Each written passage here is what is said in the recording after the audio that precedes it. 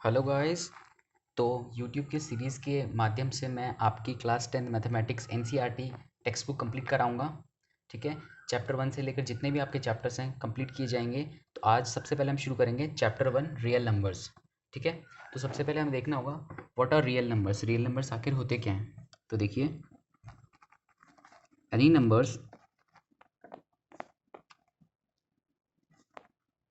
Which can be represented on a number line are real numbers. ठीक है। जो भी नंबर्स नंबर लाइन पे रिप्रेजेंट कर सकते हैं हम, तो वो रियल नंबर्स होते हैं। जैसे कि अगर मैंने ये नंबर लाइन बना दी, ठीक है, ये ज़ीरो हो गया। अब राइट साइड में क्या होंगे, पॉजिटिव इंटीजर्स होंगे सारे, +1 +2 +3 +4 +5 +6। ठीक है। लेफ्ट साइड में सारे क्या होंगे, नेगेटिव इंटीजर्स होंगे, -1 -2 -3 -4। ठीक है। तो इन पॉजिटिव इंटीजर्स या नेगेटिव इंटीजर्स के बीच में भी बहुत सारे सब डिविजन्स हो सकते हैं। जैसे अगर मैं 1 और 2 के बीच में लूँ तो बहुत सारे सब डिविजन्स हो सकते हैं ना, 1.1 1.2 एंड सो ऑन 1.9 तक। तो जितने भी नंबर्स जो हम नंबर लाइन पे रिप्रेजेंट कर सकते हैं, चाहे वो डेसिमल की फॉर्म में हो या फिर वो कंप्लीट नंबर्स हों, तो वो सारे के सारे क्या होते हैं, रियल नंबर्स होते हैं। ठीक है। अब रियल नंबर्स भी बहुत तरीके के हो सकते हैं। देखिए, पहला हो गया आपका होल नंबर। तो होल नंबर क्या होते हैं, जीरो से लेकर जितने भी पॉजिटिव इंटीजर्स होते हैं, 1 2 3 4 and so on till infinite. ठीक है। सारे के सारे क्या होते हैं, आपके होल नंबर्स होते हैं, जीरो से लेकर आगे तक सारे। दूसरे नंबर्स आ जाते हैं आपके नेचुरल नंबर्स। नेचुरल नंबर्स वो होते हैं जिसके अंदर जीरो इंक्लूड नहीं होता है, जीरो एक्सक्लूडेड होता है। बाकी के जितने भी पॉजिटिव इंटीजर्स हैं, 1 2 3 4 and so on up to infinity, वो सारे नेचुरल नंबर्स हो जाते हैं। तीसरे तरह के आपके नंबर्स होते हैं रेशनल नंबर्स। देखिए, रेशनल नंबर्स क्या होते हैं, देखिए रेशनल नंबर्स के अंदर नाम ही आ रहा है रेशियो, तो मतलब ये रेशियो की फॉर्म में होंगे। P/Q की फॉर्म में हम जिस भी नंबर को रिप्रेजेंट कर सकते हैं वो रेशनल नंबर होता है। कंडीशन ये होनी चाहिए बस कि that Q should not be equal to zero, Q zero के बराबर नहीं होना चाहिए। तो अगर मैं लिख देता हूँ 1/2, तो क्या एक रेशनल नंबर है, बिल्कुल रेशनल नंबर है। 3/5, ये भी एक रेशनल नंबर है। सिमिलरली 1/7 एक रेशनल नंबर है। बट अगर मैं लिख दूँ 5/0, क्या एक रेशनल नंबर है, नहीं, क्योंकि यहाँ पे क्यू क्या है, देखिए क्यू जो नीचे वाला डिनोमिनेटर है वो क्या है, जीरो के बराबर हो गया, तो ये नहीं हो सकता रेशनल नंबर। ठीक है। अब ये रेशनल नंबर है तो हम इन नंबर लाइन पे भी रिप्रेजेंट कर सकते हैं। देखिए, अगर मैं 3/5 की बात करूँ, मान लीजिए मैंने एक नंबर लाइन ड्रॉ करी जिसके अंदर 5 डिविजन्स हैं, 1 2 3 4 और ये 5। तो देखिए 1 2 3, अगर इसको नंबर लाइन पे रिप्रेजेंट करूँगा तो ये हो गई इसकी पोजीशन। ठीक है। 0 1 2 3 4 5। ओके। तो ये क्या हो गई, इसकी पोजीशन हो गई 3/5 की। तो इसी तरह से हम किसी भी रेशनल नंबर को नंबर लाइन पे रिप्रेजेंट कर सकते हैं। ओके। तो चौथे नंबर तरह के नंबर आते हैं जो आपके आते हैं, दैट आर इर्रेशनल नंबर्स। अब इर्रेशनल नंबर्स कौन से नंबर्स होते हैं, जो P/Q की फॉर्म में रिप्रेजेंट नहीं किए जा सकते हैं, वो इर्रेशनल नंबर्स हो गए। जैसे कि पाई हो गया एक इर्रेशनल नंबर। पाई की वैल्यू 3.14 होती है, लेकिन पाई एक इरेशनल नंबर होता है, इसको P/फॉर्म की क्यू की फॉर्म में हम रिप्रेजेंट नहीं कर सकते हैं। सिमिलरली अगर हम रूट निकाल लें √3, ठीक है, तो ये भी क्या है, इरेशनल नंबर है। समझ में आ गया। तो इरेशनल नंबर्स वो होते हैं जो P/Q की फॉर्म में रिप्रेजेंट नहीं किए जा सकते हैं। अब हम आगे चलेंगे।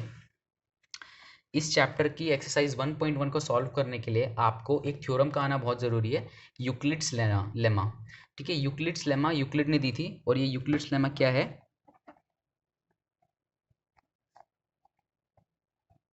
यूक्लिड्स लेमा है a is equals to b q plus में r। अब देखिए, ये a क्या है, a तो हो गया डिविडेंड, ठीक है, जो डिवाइड हो रहा है। b क्या हो गया, डिवाइजर, जो डिवाइड कर रहा है। q हो आप जाता है आपका आंसर, मतलब कि क्वेश्चन। r बच गया आपका, क्या हो गया, ये रिमाइंडर जो बचा हुआ है। ओके। ये हो गई आपकी Euclid's lemma theorem. Euclid's lemma theorem तभी वैलिड होगी जब वो एक कंडीशन को सेटिस्फाई करे। वो कंडीशन ये है कि जो आर की वैल्यू है वो ज़ीरो से या तो ज़्यादा हो या फिर ज़ीरो के बराबर हो, that r should be equal to zero और ग्रेटर देन ज़ीरो, और r should be less than b, जो रिमाइंडर है वो डिवाइजर से छोटा होना चाहिए। तो ये कंडीशन अगर सेटिस्फाई होगी तभी यूक्लिड्स थ्योरम या यूक्लिड्स लेमा वैलिड होती है। तो हमने इतना समझ लिया। अब देखिए यूक्लिड लेमा को हम किस तरह से रिप्रेजेंट करते हैं, लिखते हैं नंबर्स के फॉर्म में, वो आपको समझाता हूँ। मान लीजिए मेरे को डिवाइड करना है 7, मेरे को 46 को 7 से डिवाइड करना है, ठीक है। तो हम इसको डिवाइड कैसे करेंगे, 7 4 ज़ा 28, 7 5 ज़ा 30, 7 6 ज़ा 42, 6 बार गया 42 पे, क्या बच गया रिमाइंडर 4, क्या बच गया रिमाइंडर 4। तो इसको अगर यूक्लिड्स की फॉर्म में हमें रिप्रेजेंट करना है तो देखिए जो 7 हो गया ये तो आपका हो गया डिवाइजर जो डिवाइड कर रहा है, ये 46 हो गया आपका डिविडेंड, 6 हो गया आपका रिमाइंडर, और जो 4 बच गया, सॉरी 6 हो गया आपका क्वेश्चन, और जो ये 4 बच गया वो हो गया आपका रिमाइंडर, ठीक है। तो इसे लिखेंगे कैसे, हमें चक्की चलानी है, चक्की सीधी चक्की चलानी है, ठीक है। मतलब 46 इज इक्वल टू 7 इंटू में 6 प्लस में 4, ठीक है। सीधी चक्की चलानी है राइट हैंड की साइड में, 7 इंटू में 6 प्लस में 4। तो इस तरह से हम यूक्लिड्स लेमा थ्योरम को डिजिट्स की फॉर्म में या नंबर्स की फॉर्म में लिख सकते हैं, ठीक है। अब आते हैं एक्सरसाइज 1.1 के ऊपर।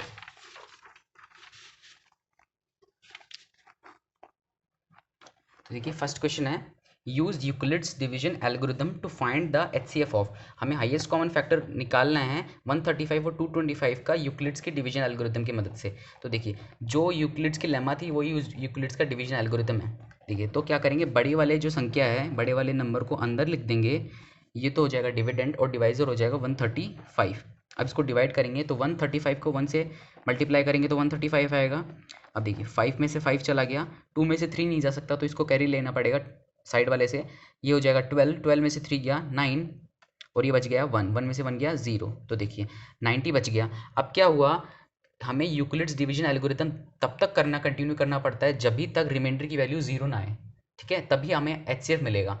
तो रिमाइंडर की वैल्यू 0 निकालने के लिए हम इसको आगे फर्दर कंटिन्यू करते हैं। देखिए ये 90 बाहर रख देंगे हम, और इस 135 को लेके आ जाएंगे अंदर, तो ये हो गया 135 आ गया अंदर। अब देखिए 90 1 ज़ा 90, 5 में से 0 गया 5, 3 में से 9 नहीं जा सकता कैरी हो जाएगा, 13 में से 9 गया 10 11 12 13, हो गया 45।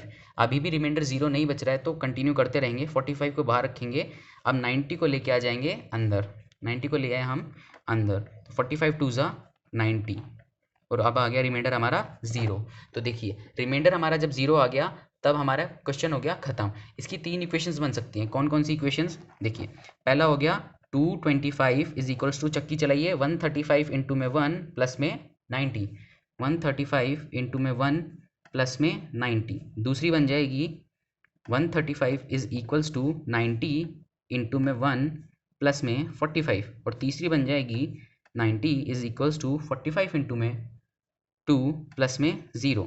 अब देखिए जो थर्ड इक्वेशन हमारी, जो थर्ड हमारी एल्गोरिदम आई उसके अंदर जो ये 45 है ना, यही इसका क्या है एचसीएफ है, जो 45 डिवाइजर है वही हो जाएगा इस क्वेश्चन का आंसर, मतलब एचसीएफ। तो लिख देंगे HCF of 135 and 225 is 45। Okay, तो ये क्वेश्चन सॉल्व हो गया। अभी इसी क्वेश्चन के सेकंड पार्ट पे आते हैं। देखिए सेकंड पार्ट क्या है, 196 और 38220, इसका हमें क्या निकालना है, एचसीएफ निकालना है। तो उसी तरह से कर लेते हैं, 38220 को रखा अंदर बड़ी डिजिट को, और 196 को रखा बाहर। अब 196 को अब हम करेंगे 1 से मल्टीप्लाई, क्योंकि 2 से करने पर ही ज़्यादा डिजिट चला जाएगा।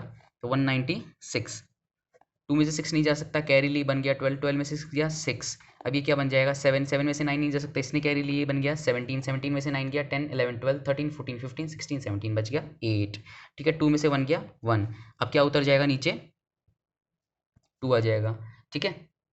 अब 196 को अगर हम 10 से मल्टीप्लाई करते हैं तो देखिए क्या आता है, 196 को अगर 10 से मल्टीप्लाई करेंगे तो 1960 आएगा, ठीक है। तो मतलब इससे कोई छोटी डिजिट ही चाहिए होगी हमें, क्योंकि 1960 से कोई छोटी डिजिट ही चाहिए होगी।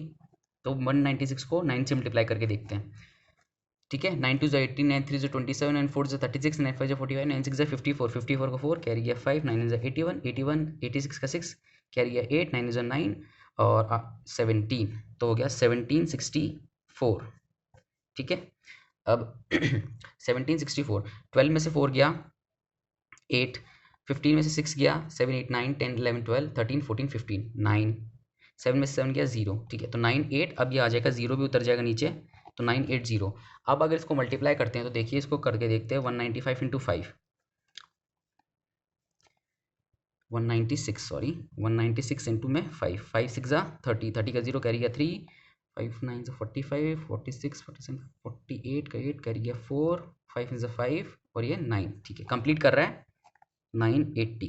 तो देखिए इसके अंदर कंप्लीट डिवीजन हो गया है और रिमाइंडर पहली स्टेप में 0 आ गया है। मतलब कि इसको लिखेंगे हम इस तरह से, 38220 is equals to 196 multiplied by में 195 प्लस में 0, रिमाइंडर 0 आ गया। तो मतलब जो ये डिवाइजर हुआ ये इसका क्या हो गया, HCF हाईएस्ट कॉमन फैक्टर। तो लिख देंगे HCF इज इक्वल्स टू में 196।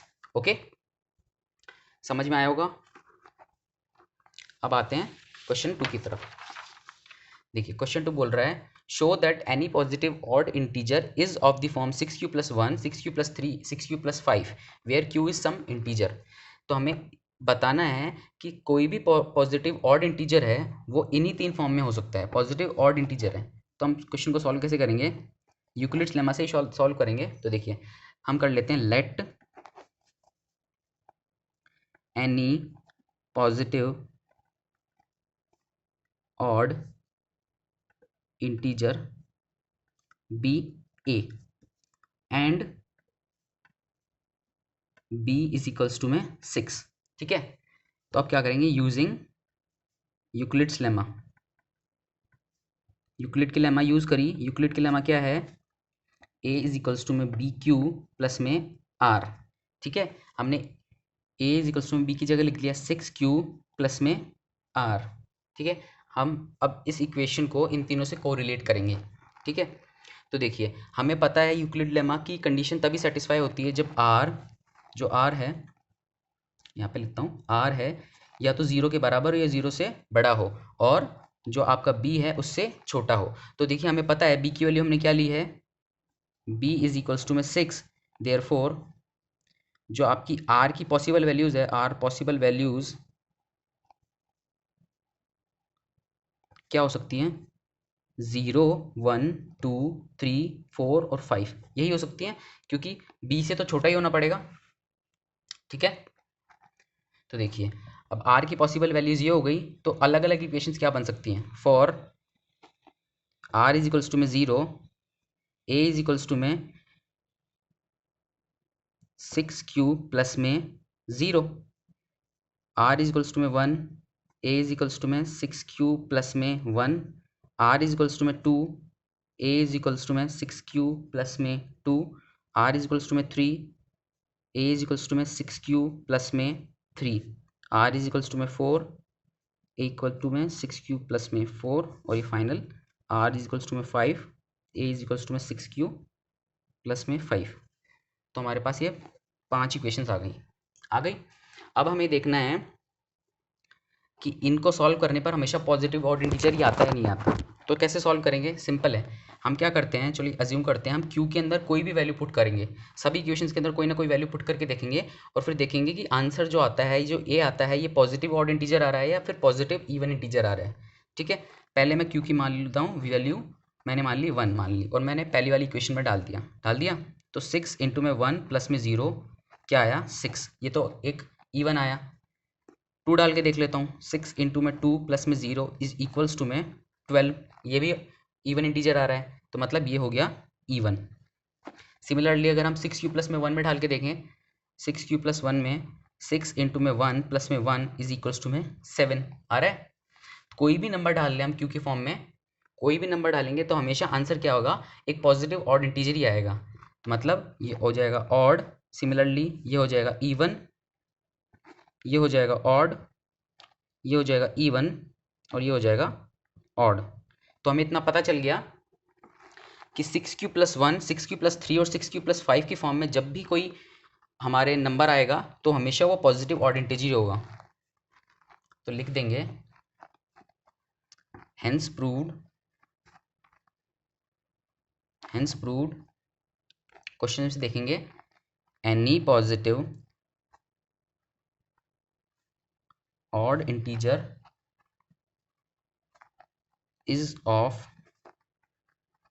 the form 6q plus 1, 6q plus 3, 6q plus 5। Okay ठीक है, तो क्वेश्चन 2 हो गया है। क्वेश्चन 3 की तरफ बढ़ेंगे।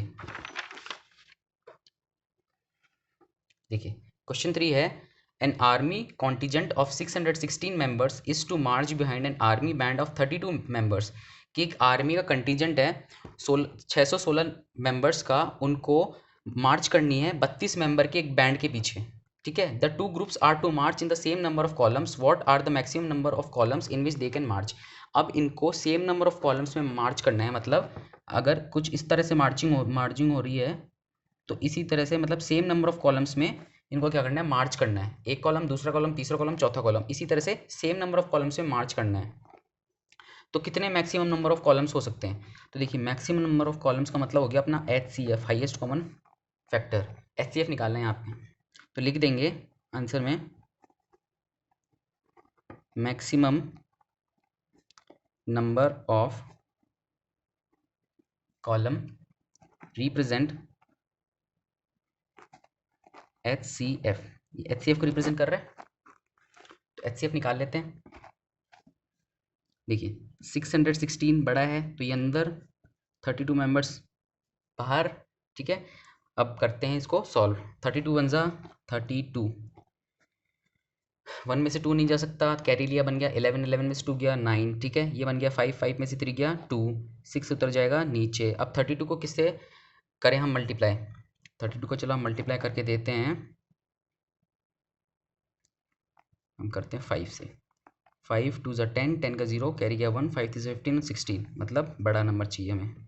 8 से कर लेते हैं, 8 2 ज़ा 16 का 6, कैरी गया 1, 8 2 ज़ा 16, 8 3 ज़ा 24 और 25, इससे भी बड़ा नंबर चाहिए। 32 इंटू में हम करते हैं 9 से, 9 2 ज़ा 18, 18 का 8, कैरी गया 1, 9 2 ज़ा 18, 9 3 27, 27 और 8 1 28। ठीक है, इससे ज़्यादा अगर हम मल्टीप्लाई करेंगे 32 इंटू 10 320 हो जाएगा, तो यही सही नंबर है। 32 इंटू 9 इज इक्वल्स टू में 288। 6 में से 8 नहीं जा सकता, कैरी लिया, बन गया 16, 16 में से 8 गया 8, ये बन गया 8, 8 में से 8 गया 0, तो हमारे पास रिमाइंडर बच गया 8। ठीक है, तो अब क्या करना है, हमें कंटिन्यू करते रहना है जब तक क्या हो जाए, रिमाइंडर 0 ना आ जाए। इसको रख लेंगे बाहर और 32 को ले आएंगे अंदर। अब 8 की टेबल में 32 आता है, 8 2 ज़ा 16, 8 3 ज़ा 24, 8 4 ज़ा 32, तो रिमाइंडर क्या बच गया हमारा 0। तो इक्वेशंस 2 बन गई। कौन सी इक्वेशंस बनी? 616 इज इक्वल्स टू 32 इंटू में 19 प्लस में 8, ये बना। दूसरी इक्वेशन क्या बनी? 32 इज इक्वल्स टू में 8 इंटू में 4 प्लस में 0। अब ये जो 8 है डिवाइजर, ये क्या हो गया इसका? तो देखिए जो 8 हो गया इसका क्या हो गया आंसर। अब आंसर कैसे लिखेंगे हम?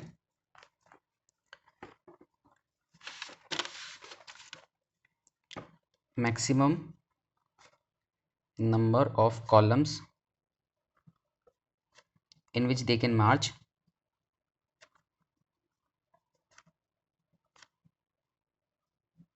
इक्वल्स टू में 8। ठीक है, तो मैंने आज आपको जो क्वेश्चंस कराए, अगर आप उसी तरह से अपने बोर्ड के पेपर्स में क्वेश्चन करके आते हैं तो ट्रस्ट मी आपके कोई मार्क नहीं कटेगा। मैंने स्टेप वाइज सारे क्वेश्चंस कराए हैं आपको। तो क्वेश्चन 1, क्वेश्चन 2 और क्वेश्चन 3 इस एक्सरसाइज का कंप्लीट हो गया है। इस एक्सरसाइज के अगले वाले क्वेश्चन जो क्वेश्चन 4 और 5 हैं वो मैं अगली वीडियो में डिस्कस करूँगा। तो अगर आपको वीडियो अच्छी लगी तो प्लीज़ वीडियो को लाइक कीजिए, चैनल को सब्सक्राइब कर दीजिए, अपने दोस्तों के साथ शेयर करो यार। अपना ही भला क्यों करते हो, दूसरों का भी भला करो, फ्री ट्यूशन है।